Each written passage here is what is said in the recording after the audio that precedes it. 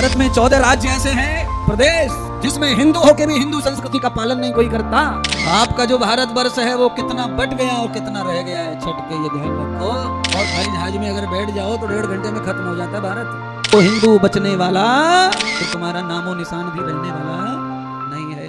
राष्ट्र कितना बड़ा होता है, यहाँ से लेकर के 7 समुद्र तक राष्ट्र होता है। जहां तक तुम्हारी संस्कृति बसती है वहां तक राष्ट्र चलता है।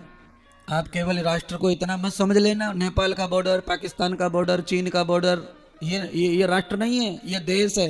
क्या है ये? देश की सीमा होती है, मिट्टी की, जमीन की। राष्ट्र की कोई सीमा होती? राष्ट्र जो होता है, जहां तक आपकी संस्कृति है वहां तक राष्ट्र माना जाता है। इसीलिए राष्ट्र बचाने के लिए संस्कृति बचाना बहुत आवश्यक है। देश की सीमाएं नहीं भी रहेंगी तो नुकसान कुछ नहीं होगा तुम्हारा, पर राष्ट्र की सीमा नहीं रही, संस्कृति नहीं रही तो तुम्हारा नामो निशान भी रहने वाला नहीं है।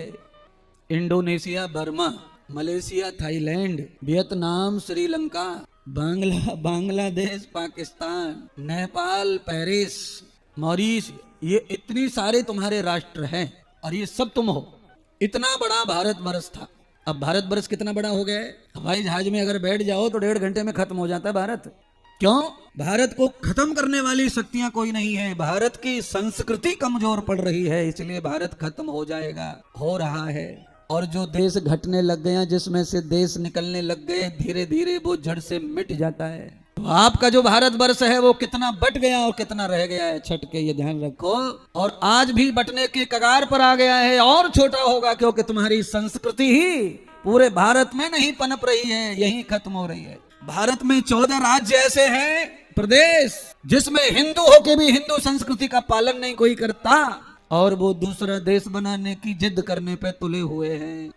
तो फिर क्या रह जाएगा तुम्हारे हाथ में? तुम्हारे हाथ में रह जाएगा ग्वालियर से लेके इंदौर, बस। अगले 100 साल में ये भी खत्म। क्या करोगे फिर?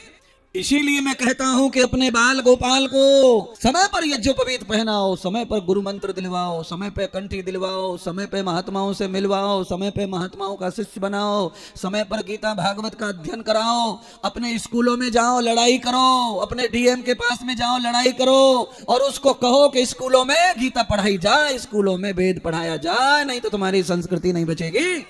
अब इतने कानों में पत्थर रखे हैं, कानों में रुई ठूस रखी है, तो हम क्या करें? मात्र 1500 साल में एक संस्कृति इतनी कितनी बड़ी हो सकती है, इतने देश कैसे बन सकते हैं? बनेंगे। जिस संस्कृति की मूल शिक्षा अपनी संस्कृति होती है, बाद में 10वीं के बाद में जो पढ़ना है पढ़ो, पर 10वीं तक पहले मूल संस्कृति पढ़ो। वो संस्कृति, वो समाज हमेशा बढ़ेगा, वो कभी नहीं घटेगा। और जिसके यहाँ 3 साल का बच्चा ही कॉन्वेंट में पढ़ने जाता हो, वो हिंदू बचने वाला वो नहीं बचेगा।